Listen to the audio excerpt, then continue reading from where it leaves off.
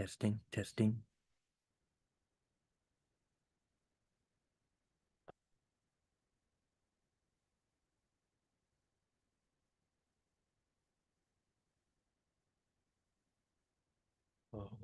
Okay. We are getting a very nice signal here. So, alrighty.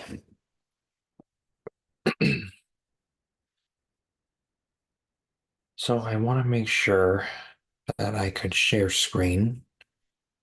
Okay, yeah, I could. So, alrighty.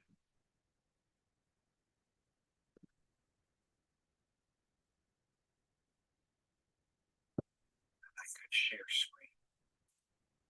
Okay, yeah, I could.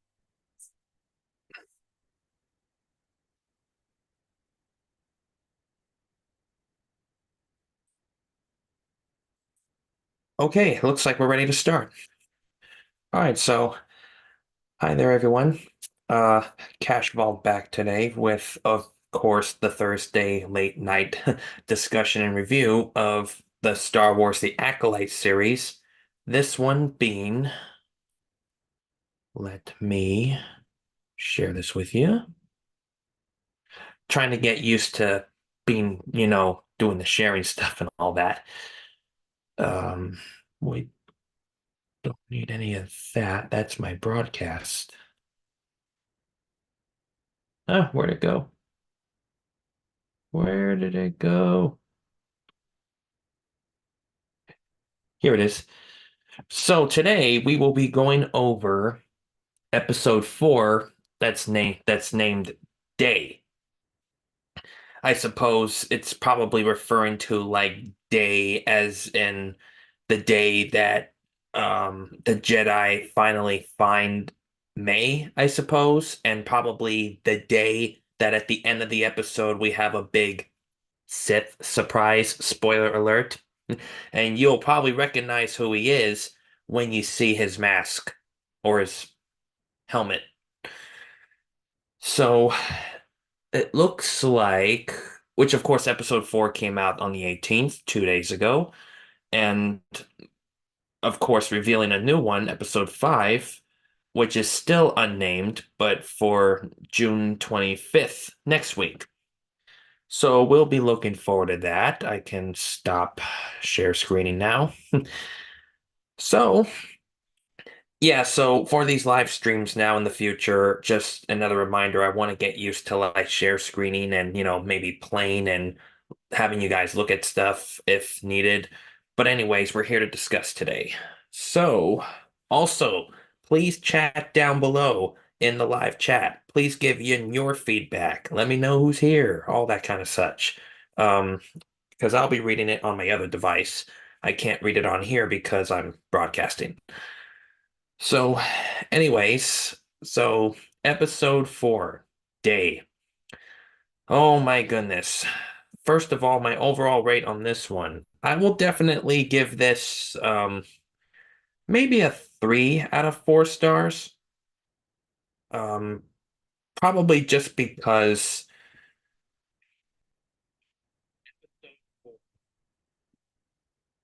probably because um like many fans are saying out there, I mean, we saw if you guys saw on my share screen, ratings are not looking too great for this series. I guess too many people are kind of disappointed that it's not so much space exploratory as the movies were. But I mean, come on, George Lucas and his crew are not working on these things anymore. They knew Star Wars the best. I mean, Disney's trying their hardest they could. I mean, obviously they have different views, different opinions, and different feels on how Star Wars should be. Um, I was listening to a podcast the other day, actually, on the Thursday evening studio Fresh Baked David report. If you guys heard of Fresh Baked Disney on YouTube, the lead guy's name is David. He does a lot of these great reviews and news and future updates and what's to come and his predictions of what's happening to Disneyland in DCA, California. Um, and he was talking a little something about the Star Wars Acolyte series and some of the other newer Star Wars series on Disney Plus. His opinion is he's disappointed on those because they seem to be more um, TV show ground bound, if you will. Like they seem only suitable and the effects and everything seem only good enough for a TV show to make them more simpler now because, they have a whole season to do at least, or maybe more. Um, while as the movies, they were a bit longer and more exploring over the galaxy, planet to planet, ships flying in space, all that kinds of such. I think that's what he liked most about it. And I can probably agree to some extent on his comment about that. Um, I have to admit, the George Lucas trilogies, they were more exploring and promising around the galaxies, while these TV shows, they're great and everything with stories, but they're somewhat, like ground bound. I have to agree with him on that. So, so enough about that. So about this episode day. Um, my overall rate, I give it once again 3 out of 4 stars. Yeah, 75, 77%. I'd say it still passes. I would watch it again. But of course, there were some points in the episode where it's like, what the heck just happened? Or what are the Jedi Council at the time, those masters, what were they talking about during the briefing when they were in that round table room with the holograms?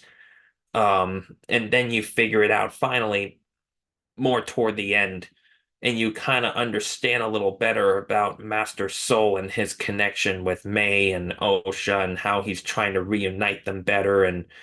Um, and I guess, he had a little lesson he wanted to teach Osha as well, not facing her sister as the evil person and all, like not standing up to her, not facing her, but facing herself, if you will, her past self and past events that happened in her childhood back on Brendok, the planet of the witches.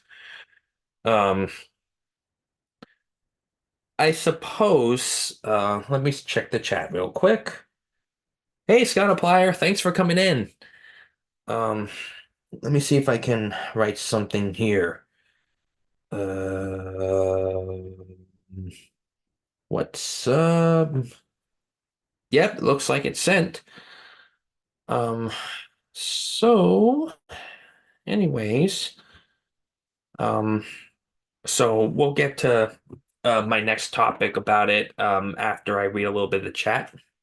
Scott Applier, you say, the final moment at the end was really cool. Can't wait to learn more about that Sith character with the helmet. Yes, me neither.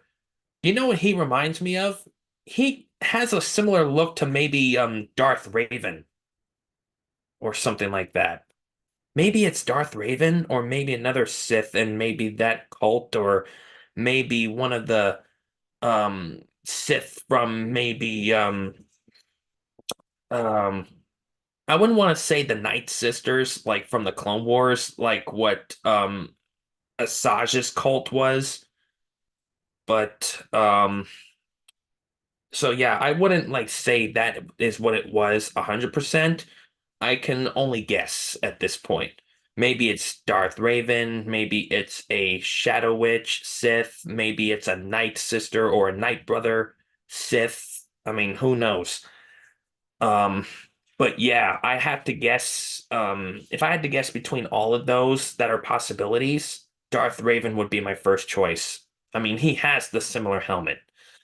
Um, I can't really argue with that. So, sipping down the Gatorade. Uh, we'll be going over now. So that's overall rate. My thoughts on this episode, well, I just kind of gave it already.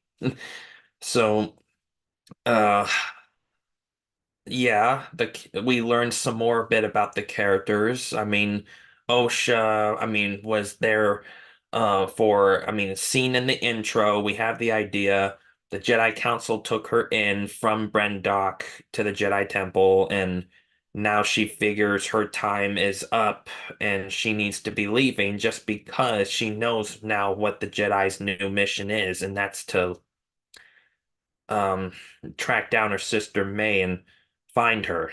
So um, and Scottiplier, you say, my guess the Sith character might be the guy working with May, pretending to be a fool. That's my theory. It's it's possible. It's possible that this Sith may be with May or working for or with May. Um, Probably making it seem like May is the innocent one and maybe someone else is behind the entire um um uh the main target of like maybe the guilt party, if you will. Um, One of the Jedi we see in the episode from from Phantom Menace. Yes, one of the Jedi we saw. Yes, yes. I'm trying to remember what that Jedi was.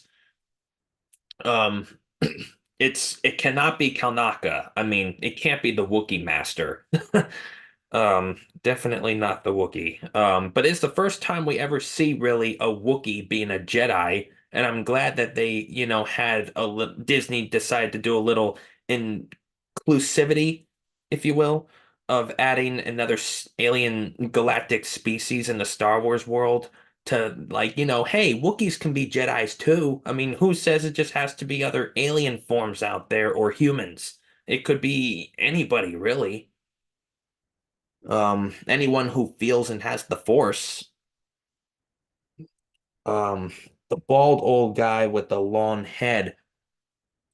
Yes, you're right. You're right. In Phantom Menace, and he was actually kind of all over the prequel trilogy. I mean, I don't know if I've seen him in a couple episodes of the Attack of the Clones. Maybe so in some Jedi Temple scenes, but I know he was in the Phantom Menace, you're right, when they were testing Anakin as a boy, when he says, Your thoughts dwell on your mother. And then he was in Revenge of the Sith, as one of the Jedi Masters who got um, killed in the Jedi Purge. Unfortunately, when his clone troops turned on him, when he yelled, Come on! They were charging, and then he's like, What the heck? And then, bam, shot him behind his back. Um, I'm trying to remember his name. I knew what it was. I knew what it was. It started with a K, I think.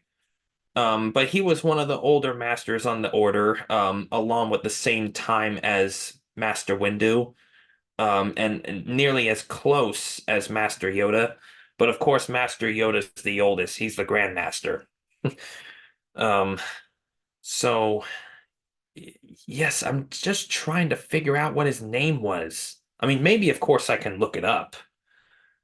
Um, but anyways, maybe another time. So more thoughts on the episode. I like the expedition, the trek that May and the other guy were taking. That the guy who promised he would help her along the journey, just because she needed his help, because he was the only one who can find the Wookiee Master and nobody else could. It's like he knew where his hideout was. But then once she found him, she just decided to dump him, and it's like, haha, you're no longer needed. So, like a Sith or possibly a bad, weapon wielding person of the galaxy, or like a bounty hunter or a mercenary, we don't need you anymore. They'll just dump you. So, yeah, I mean, the trek was really interesting, seeing all the, the mountain sites and, the jungles they had to walk through. I mean, it's like I really wish that I was there. And then little do only parts of it were filmed in maybe some wilderness somewhere in the world. And then the rest, it's amazing what blue and green screen can do these days. It really is. You can't believe what you see with your eyes anymore. Um, but man, it's like someplace I would like to go sightsee, have a little escape from reality, and I would like to trek along trails like that too. Um, Scott, you say, I was hoping for more with the Wookiee. I wanted more time with that character. That's one of my flaws with the episode. Yeah, I was just coming to that, Scott Plyer. Thanks for bringing that up. Um, yeah, the Wookiee Master Kalnaka, he unfortunately got killed off a bit too early than we expected in this episode. I mean, saber sliced, but at the very end, when we saw the Sith ignite its red blade, now we have an idea who killed him. It was not May, it was something else.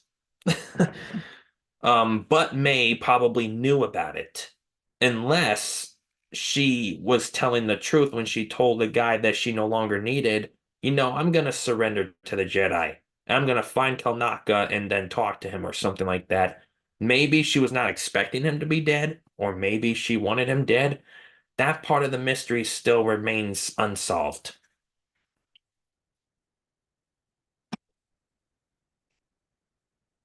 Well, done with my drink. Anyways, so yeah, rest in peace, Kalnaka. I really wish you could have survived. Um, so any more thoughts on the episode? Well, um, I do believe that's probably it. Um, so my recommendation, I what I recommend about this episode is that if you are pretty much like a Chewbacca or like a Wookiee Star Wars fan, I would say this is kind of a one for you. I mean, there are some scenes where you'll see Kalnaka, but it's like, come on, he hasn't even had a scene where he ignited his lightsaber, for something like a little defense, and it's almost as like, oh, he was killed before we even saw him doing a little action. Um, so.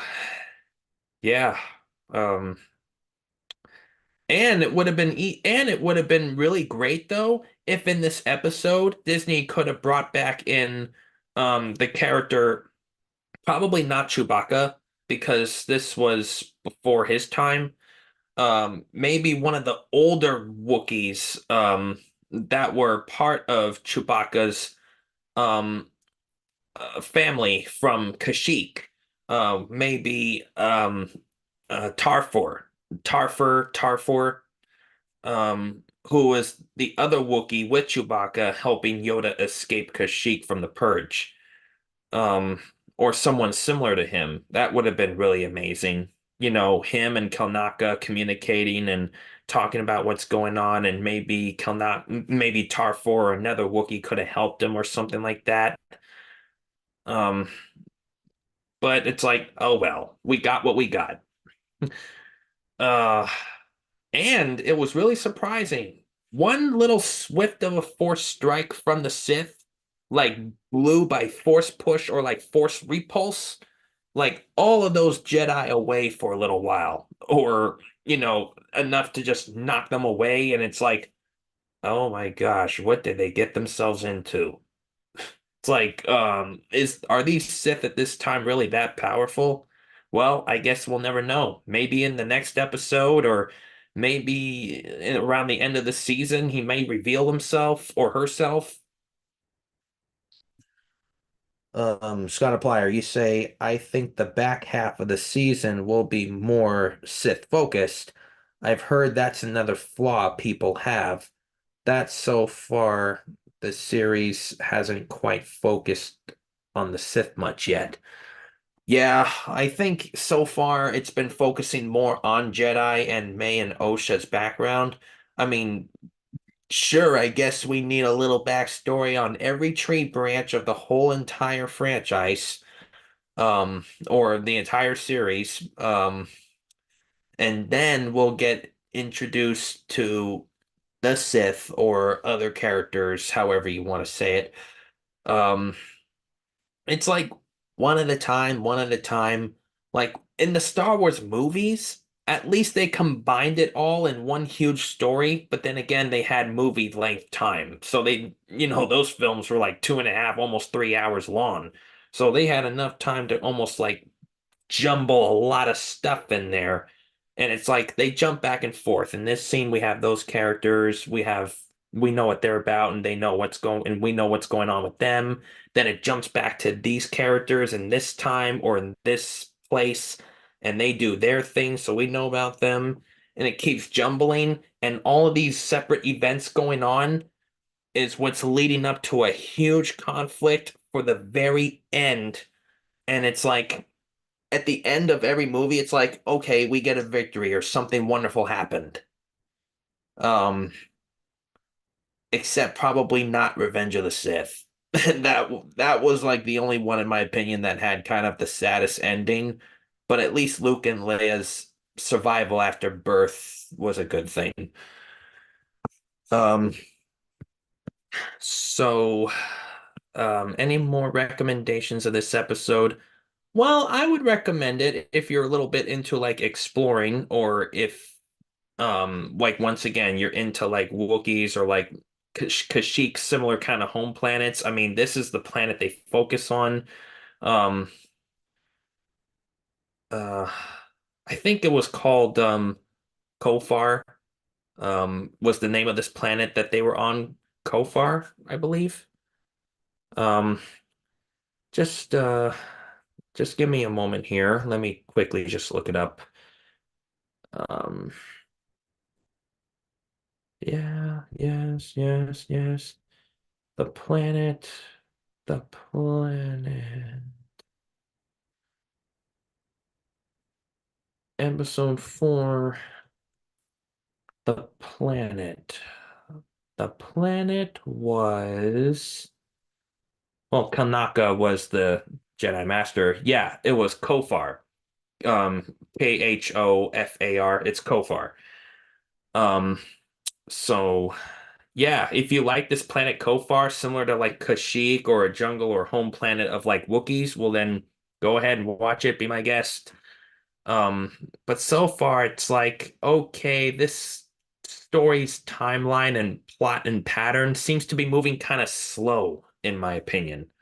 It's like, okay, can we just get to the point already? It's like, don't keep us hanging. Don't keep us watching 40 minutes of, very little stuff that happens. And it's like, okay, you're leaving us hanging and wanting to see more. We gotta wait next week till we can continue to see it. That's my biggest flaw that I have on these Star Wars series on Disney Plus. I mean, the last best one I liked was that I thought was really great was Mandalorian. Me and my dad loved that series.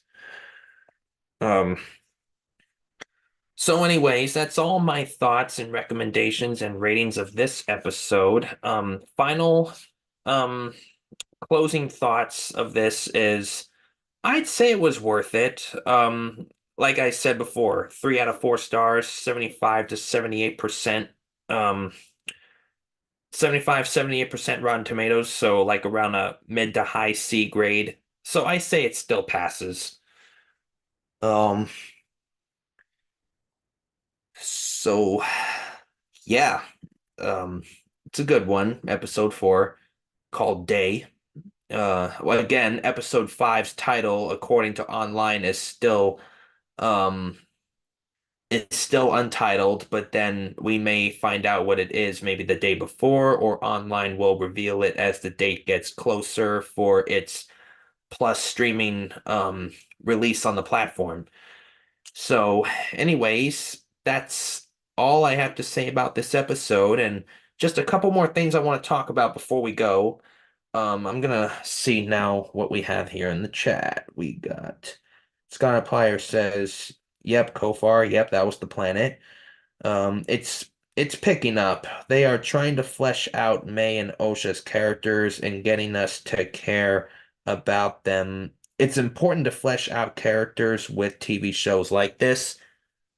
Yeah, I mean, I suppose. I guess everyone's cup of tea when it comes to Star Wars is a little different. I mean, we still have quite a couple of subdivisions now out there of Star Wars fans. We've got original trilogy fans. We've got the prequel trilogy fans. We've got the Disney trilogy fans. We've got the Disney Plus series of Star Wars fans. Now there's like four divisions of them out there. And some of them could be hybrids, like, maybe like some of them, like more than one trilogy, or all of them, or them and all the series, or some just like the movies and some only like the shows, or back and forth, whatever it is. Um, I would say though, if I had to choose between these four divisions, I would say original trilogy, yes. Prequel trilogy, yes. Disney trilogy, eh, I'm in between there. Only Rise of Skywalker, episode 9, that's more like it. I'm like, that's where Disney actually really got their best movie out of all of them. Force Awakens was good too, but I think episode 8 was the weakest. Um, and then as for the TV shows, um, we have Mandalorian. Yes, my one Star Wars show me and both my dad really, really love. We watched them again on Father's Day weekend. Um, Boba Fett? Yeah. It's like, here's where I have the big yes for for Mandalorian. Boba Fett measures up very close to it. I'd say it was very good, but not as good as Mando. But I love how later in the Boba Fett series, Mando and Boba Fett collaborated and worked together.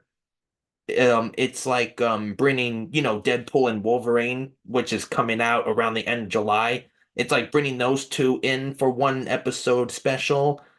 I'm like, okay, yes, yes, I can see their styles, their appearances working well together. I mean, they're both, well, one is from a cult of bounty hunters. Another was a bounty hunter.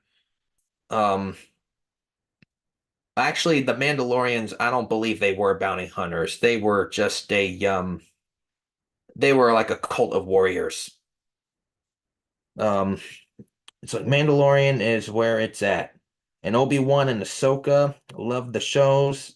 And Andor was also very good. Scott Plier says. Um, yeah, I agree with you on some extent on that. Um, I gave Andor a chance. I would say that Andor, I don't really measure that as close up to the Mando and Boba Fett series. I'd say that's kind of more like down here, and in between is Ahsoka. And it's like, okay, is Ahsoka season one over already? I actually kind of lost track on that because I haven't seen much of Ahsoka lately. Ahsoka series, we have season one episode guide. Yes, there have been 8 episodes only so far, which last aired October 3rd of last year, 2023. Um, it's still unrevealed though if Ahsoka's gonna have another season. But according to these online ratings that we have here, let me just do this quickly. Um, according to what I found, Star Wars Ahsoka by IMDb, it has a 7.5 out of 10 star rating. I mean, that's like a C grade, and that so far has been like the last good Star Wars series on Disney Plus, with ratings of 86% Rotten Tomatoes. I mean, that's a B grade on the Rotten Tomatoes rating site of critics. And I mean, that seems really, really great in my opinion. So, if only we can maybe see more ratings like that coming in eventually into the Acolyte, maybe the Acolyte can skyrocket up to a big thumbs up that maybe everybody was waiting for, but maybe that just remains to be seen. Um, Scott Applier says Din Djarin was also a bounty hunter. Yes, Din, the Mandalorian's a real name. Din was also a bounty hunter at the beginning of the show. It's likely, I think they're developing a second season for Ahsoka because Hayden Christensen's expected to have a larger role in season two. I'm really excited to hear that. Obviously, I'm getting the stuff from Scott Applier. He's getting a little more facts than I am, or probably he has the sources that I don't right now because, I mean, I could look some things up right now, but I'm kind of limited because of my broadcasting software. So, thank you again, Scott Applier. Um, Hearing the news of Hayden Christensen coming back for his Anakin Skywalker role, supposedly is rumored that he'll have a bigger part to play Anakin in throughout season two. It's like, wow, that is why I'm gonna be watching Ahsoka again when season two comes out. And I think it's because of him that had saved the Ahsoka series. People were waiting to glimpse him again. And then everybody on the set, I mean, he was coming out on stage on TV show morning interviews, saying hello to the Star Wars fans and talking about his reactions and thoughts of returning to his Anakin role after all these years. Um, and then he was overjoyed. I mean, he was getting a whole bunch of love from these people, and he was over thrilled to get the call to come back and do the part. It's like, man, I mean, I grew up with the prequel trilogy. I grew up with him in Attack of the Clones and Revenge of the Sith. I mean, that was pretty much his great beginning. Um, and I'm glad that the Star Wars people and Disney, who now owns Star Wars, I'm glad they didn't forget about him. I'm glad that they were able to get him and some of the other original cast members to come back for like they did for the original trilogy just before a couple of them had died, sad to say, like Carrie Fisher. um I don't believe any of the other original Star Wars cast people, I don't think any of them had passed away yet, not that I know of anyway. All I know is Carrie Fisher did. um but that's a topic for another time. This was only about episode 4 for the Acolyte, and I think we kind of went overboard. Um, and he says, "Yep, of course, buddy. You got it."